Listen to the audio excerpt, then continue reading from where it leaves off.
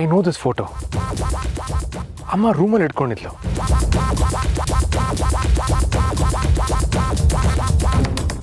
So ನಾನು ನಮ್ಮನ್ನು Impress ಮಾಡೋದಕ್ಕೆ ಏನೂ ಸ್ಟಂಟ್ ಮಾಡ್ತಿಲ್ಲ, ಏನು ನಡೀತಿದೆ ಅದನ್ನೇ ಹೇಳ್ತಿದ್ದೀನಿ ಅಂತ ಈಗಲಾದರೂ ನಂಬಿಕೆ ಬಂತ ನಿಮಗೆ? ಎಸ್, ನಂಬ್ತೀನಿ. ನಾನು ಹೋಗಿದ್ದೇನಕ್ಕೋ ಆಗಿದ್ದೇನೇನೋ, ಬಟ್ ದಟ್ಸ್ ಫೈನ್. ಲಾಸ್ ಅಂತೂ ಆಗಿಲ್ಲ. ಅಮ್ಮನ ಹತ್ರ ನಂದು ಸುಮಾರು ಫೋಟೋಸ್ ಇದೆ. ಬಟ್ ಆ ಸಿ ಎಸ್ ನನ್ನ ಹುಡುಕ್ತಾ ಇದ್ದಾನೆ ಅಂತ ಗೊತ್ತಾದ್ಮೇಲೆ ಮನೇಲಿರೋ ನಂದು ಎಲ್ಲ ಫೋಟೋಸ್ ತೆಗೆದು ಲಾಕ್ ಮಾಡಿಟ್ಟಿದ್ದಾಳೆ. ಆ ನಕ್ಷತ್ರ ನನ್ನ ಮುಖ ನೋಡಬಾರ್ದು ಅಂತ. That help me a lot. ಮೊನ್ನೆ 2 ಸಲ ಅವಳು ಮುಂದೆ ಹೋದೆ, ಮಾತಾಡಿದೆ. ಬಟ್ ಅವಳಿಗೆ ನಾನು ಯಾರು ಅಂತ ಐಡಿಯಾನೂ ಇಲ್ಲ ಅಂತ ಕನ್ಫರ್ಮ್ ಆಯಿತು. ಅತ್ತೆ ಎಲ್ಲ ಫೋಟೋಸ್ ತೆಗೆದಿಟ್ಟ ಮೇಲೆ ಇದೊಂದು ಹೇಗೆ ಉಳ್ಕೊಳ್ತು? ಬಿಕಾಸ್ ನಾನು ನೋಡಿದಾಗ ನಕ್ಷತ್ರ ಅತ್ತೆ ರೂಮಿಂದ ಹೊರಗಡೆ ಬರ್ತಿದ್ಲು. ಗೊತ್ತಿಲ್ಲ, ಮೋಸ್ಟ್ಲಿ ಅಮ್ಮಂಗೆ ನಾನು ನೆನಪಾದಾಗ ನೋಡೋಕೆ ಇಟ್ಕೊಂಡಿಲ್ಲ ಅನ್ಸುತ್ತೆ. ನಿಮ್ಮ ಅಮ್ಮನ ಪ್ರೀತಿ ಇವತ್ತು ನಿಮ್ಮನ್ನು ಹೇಗೆ ಲಾಕ್ ಮಾಡ್ತಿತ್ತು ನೋಡಿದ್ರಾ? ಲಕ್ಕಿಲಿಯಾಗಿ ಆಗಲಿಲ್ಲ. All thanks to you.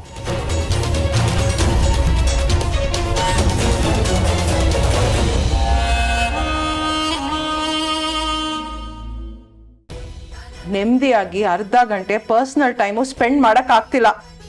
ಆ ಸ್ಥಿತಿಗೆ ಬಂದಿದೆ ನಮ್ಮ ಲೈಫು. ಏನಾದರೂ ಒಂದು ಮಾಡಿ ನಿನ್ನ ಕೆಲಸನ ನೀನು ಸಾಧಿಸ್ಕೊಂಡ್ಬಿಡ್ತೀಯ. How cheap. ಅತ್ತೆ ಅತ್ತೆ ದಯವಿಟ್ಟು ಆ ಥರ ಎಲ್ಲ ಅನ್ಬೇಡಿ, ನಾನು ಸತ್ಯನೇ ಹೇಳ್ತಿದ್ದೀನಿ. ನೀನು ಸತ್ಯ ಹೇಳ್ತಿರೋದು ಇದೇನು ಹೊಸದಲ್ಲ ಬಿಡು. ಇದಕ್ಕೂ ಮುಂಚೆ ಸುಮಾರು ಸಲ ಸತ್ಯ ಹೇಳಿದ್ಯಾ. ಅದರಿಂದ ಈ ಮನೆಗೆ ತುಂಬಾನೇ ಉಪಕಾರನೂ ಮಾಡಿದ್ಯಾ. ಏನೋ ಸೀರಿಯಸ್ ವಿಷಯ ಅಂತ ಎದ್ನೋ ಬಿದ್ದೋ ಅಂತ ಓಡ್ ಬಂದಿದ್ದೀನಿ. ನೀನು ಈಗ ಮಾಡೋದು? ನೀನಾದ್ರೂ ನನ್ನ ನಂಬು ಭೂಪತಿ, ನಾನು ಸುಳ್ಳು ಹೇಳ್ತಿಲ್ವೋ? ನಮ್ಮ ತರ ಏನು ಕಾಣಿಸ್ತಿಲ್ವಲ್ಲ ನಕ್ಷತ್ರ. ಇಲ್ಲ ಇಟ್ಟಿದ್ದೆ ಅಂತ್ಯ, ಇಟ್ಟಿದ್ರೆ ಎಲ್ಲೋ ಹೋಗುತ್ತೆ.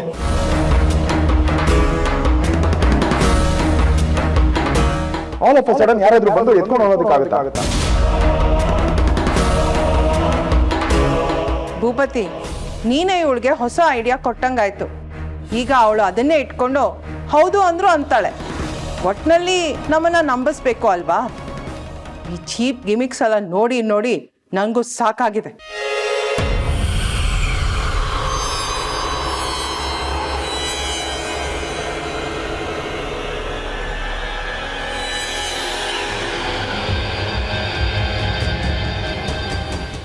ಇಲ್ಲ ಅತ್ತೆ, ಭೂಪತಿ ಹೇಳಿದ್ ನಿಜ.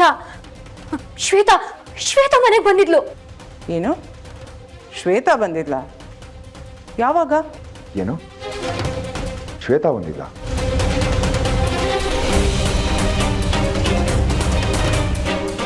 ನೀವು ಬರೋಕ್ಕೂ ಸ್ವಲ್ಪ ಹೊತ್ತಿಗೆ ಮುಂಚೆ ಶ್ವೇತಾ ಬಂದಿದ್ಲು.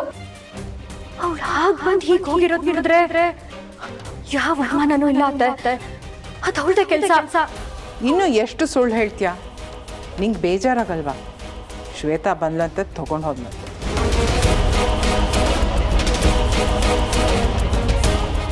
ಏನೇ ಆದರೂ ಅವಳೊಬ್ಳು ಸಿಗ್ತಾಳಲ್ವಾ?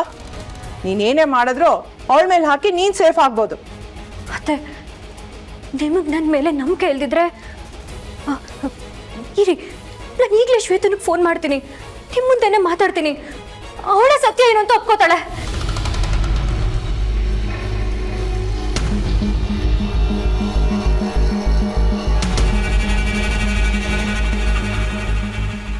ಇನ್ನೊಂದು ವಿಷಯ,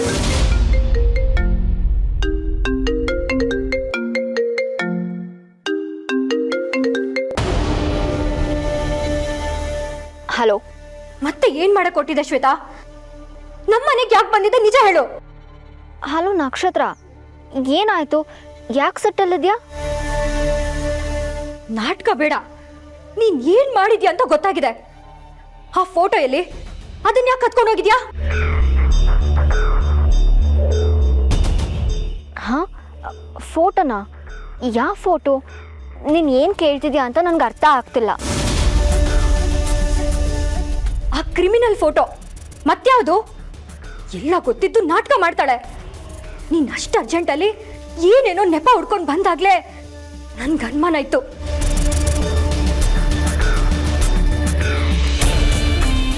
ಆದ್ರೆ ಇವಾಗ ಅದು ಕ್ಲಿಯರ್ ಆಗ್ತಿದೆ. ನನಗೆ ಗೊತ್ತು ಶ್ವೇತಾ, ಆ ಫೋಟೋ ನಿನ್ನ ಹತ್ರನೇ ಇದೆ. ಯಾರೋನು? ಅವನಿಗೂ ನಿನ್ಗೂ ಏನ್ ಸಂಬಂಧ? ನೀನ್ ಅವನ್ನ ಯಾಕೆ ಕಾಪಾಡ್ತಿದ್ಯಾ? ಪ್ಲೀಸ್ ನಕ್ಷತ್ರ, ಏನೇನೋ ಹೇಳಿ ನನಗೆ ಕನ್ಫ್ಯೂಸ್ ಮಾಡಬೇಡ. ವಿಷಯ ಏನು ಅಂತ ಕರೆಕ್ಟಾಗಿ ಹೇಳು. ನಾನು ನನ್ನನ್ನು ಮೀಟ್ ಮಾಡಕ್ಕೆ ಬಂದದ್ದು ಸಾರಿ ಕೇಳೋದಕ್ಕೆ. ನನ್ನ ಮಧ್ಯೆ ಅದೆಲ್ಲ ನೆಪ ಅಷ್ಟೇ. ನೀನ್ ಇಲ್ಲಿಗೆ ಬಂದಿದ್ದೆ ಆ ಫೋಟೋನ ಇಟ್ಕೋ ಪ್ಲೀಸ್. ಈಗಲಾದರೂ ನನಗೆ ಮಾತಾಡೋದಕ್ಕೆ ಬಿಡು.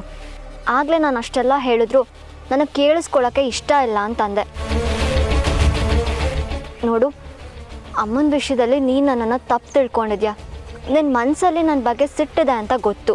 ಅದಕ್ಕೆ ಒಂದ್ಸಲ ಕೂತ್ ಮಾತಾಡೋಣ, ಮನಸ್ಸಲ್ಲಿ ಏನೇನಿದೆ ಎಲ್ಲ ಹೊರಗಾಕಿ ಸಾರ್ಟ್ ಮಾಡ್ಕೊಳ್ಳೋಣ ಅಂತ ಅಂದ್ಕೊಂಡೆ. ಆದರೆ ನೀನು ಯಾವುದೋ ಟೆನ್ಷನಲ್ಲಿ ನನಗೆ ಬೈದು ಕಳಿಸ್ದೆ.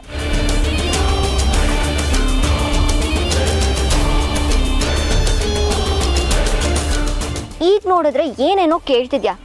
ಏನಾಗಿದೆ ನಿನಗೆ?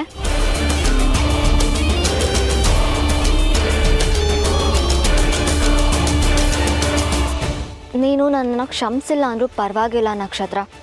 ಆದರೆ ನನ್ನ ಲೈಫಲ್ಲಿ ಏನೇನು ನಡೀತಿದೆಯೋ ಅದಕ್ಕೆಲ್ಲ ನಾನೇ ಕಾರಣ ಅನ್ನೋ ಥರ ಮಾತಾಡಬೇಡ.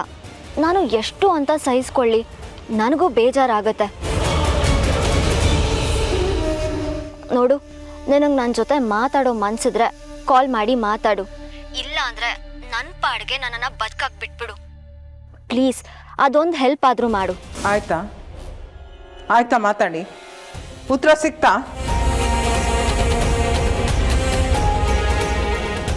ನೀನೇ ನೋಡಿದ್ಯಲ್ಲ ಭೂಪತಿ, ಸಿಚುಯೇಷನ್ ಹೇಗೆ ಇರಲಿ ತನಗೆ ಹೇಗೆ ಬೇಕೋ ಹಾಗೆ ಟರ್ನ್ ಮಾಡಿಕೊಂಡು ಎಸ್ಕೇಪ್ ಆಗಕ್ಕೆ ನೋಡ್ತಾಳೆ.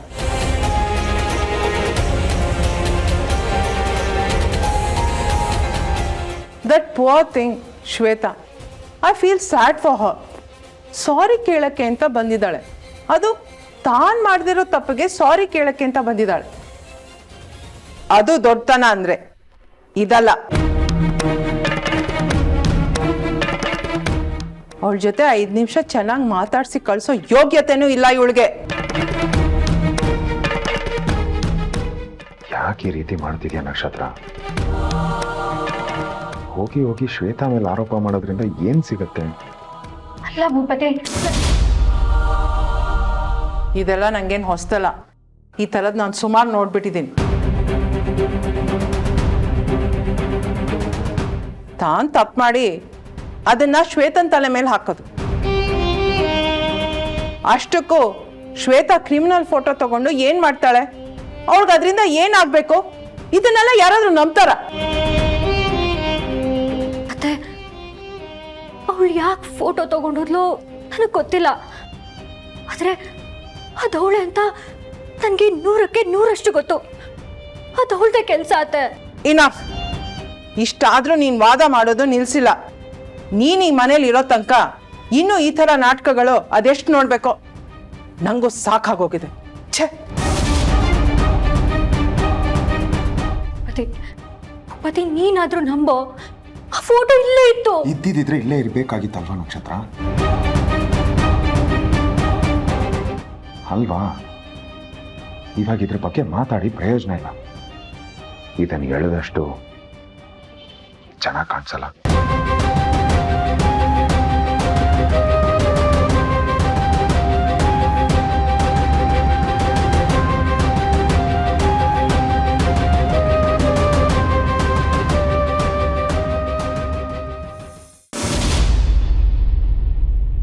ಹೌದು, ನಕ್ಷತ್ರ ಮೇಲೆ ಆಲ್ರೆಡಿ 3 ಸಲ ಅಟ್ಯಾಕ್ ಆಗಿದೆ.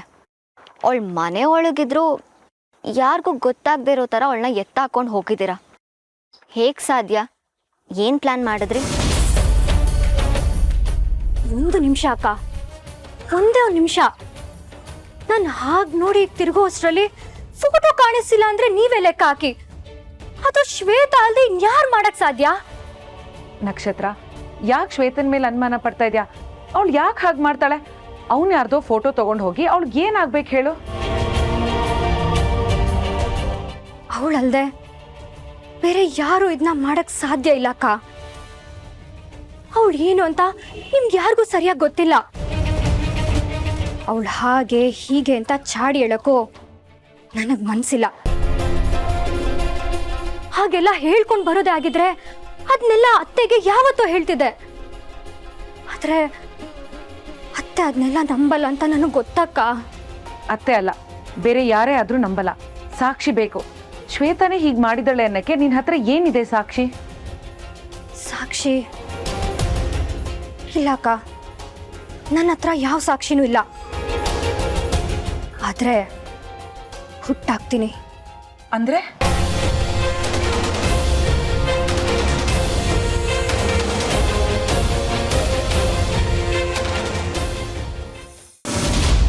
Wow, brilliant. ಅವತ್ತು ಟೆಂಪಲ್ ಹೋದಾಗ ಏನು ಮಾಡಿದ್ರಿ? ಅವತ್ತು ನನ್ಗೆ ಯಾರಾದರೂ ಹೆಲ್ಪ್ ಮಾಡಿದ್ರಾ? ನೋ, ಅವತ್ತು ನಾನು ಒಬ್ಬನೇ ಇದ್ದೆ. ನನ್ನ ಹತ್ರ ಮನೇಲಿರೋ ಎಲ್ಲ ಕಾರ್ ಸ್ಪೇರ್ ಕೀ ಇದೆ. ಸೊ ಅವರಿಬ್ಬರು ಕಾರ್ ಹತ್ತೋಕ್ಕೂ ಮುಂಚೆ ಕಾರಲ್ಲಿರೋ ಏರ್ ಫ್ರೆಶ್ನರ್ ಚೇಂಜ್ ಮಾಡ್ತಿದ್ದೆ.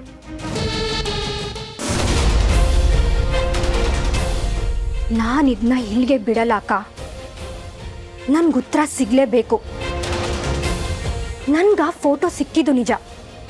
ನಾನು ಅದನ್ನ ಕೈಯಲ್ಲಿ ಇಟ್ಕೊಂಡಿದ್ದು ನಿಜ. ಅದನ್ನ ರೂಮಲ್ಲಿ ಇಟ್ಟಿದ್ದು ನಿಜ. ನನಗೇನು ತಲೆ ಕೆಟ್ಟಿಲ್ಲ. ನನ್ನ ಕನಸು ಕಾಣ್ತಿಲ್ಲ ಅಕ್ಕ. ಅಂದಮೇಲೆ ಆ ಫೋಟೋ ಎಲ್ಲೋಯ್ತು ಅಂತ ನನಗೆ ಗೊತ್ತಾಗಲೇಬೇಕು. ಶ್ವೇತಾ ತಗೊಂಡೋಗಿಲ್ಲ ಅಂದರೆ ಇನ್ಯಾರು? ಅದ್ಯಾರು ಅಂತ ನನಗೆ ಗೊತ್ತಾಗಲೇಬೇಕು. ಅದಕ್ಕೂ ಮೊದಲು ಅವಳು ಚಳಿ ಬಿಡಿಸ್ಬೇಕು.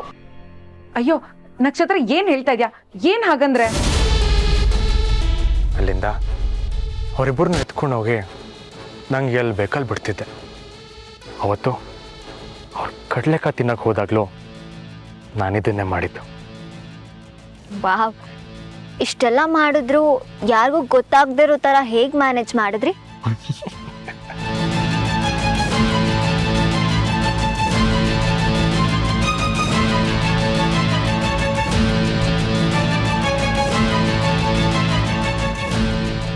ಅದಕ್ಕೆ ಈ ಮೌರ್ಯ ಎಲ್ಲರ ಪಾಲ್ಗೂ ಒಂದು ದೊಡ್ಡ ಪ್ರಶ್ನೆ ಉಳ್ಕೊಂಡಿರೋದು. ನಾನು ಒಬ್ಳನ್ನ ಬಿಟ್ಟು ನಾನೆಲ್ಲ ತಿಳ್ಕೊಂಡನಲ್ಲ, ನನಗೆ ಯಾವ ಪ್ರಶ್ನೆನೂ ಇಲ್ಲ. ನನ್ನ ಅನುಮಾನ ಸರಿನೋ ತಪ್ಪು ಅಂತ ನನಗೆ ಗೊತ್ತಾಗಬೇಕಕ್ಕ. ಅದಕ್ಕೆ ನಾನು ಅವಳ ದಾರಿಲೇ ಹೋಗಬೇಕು.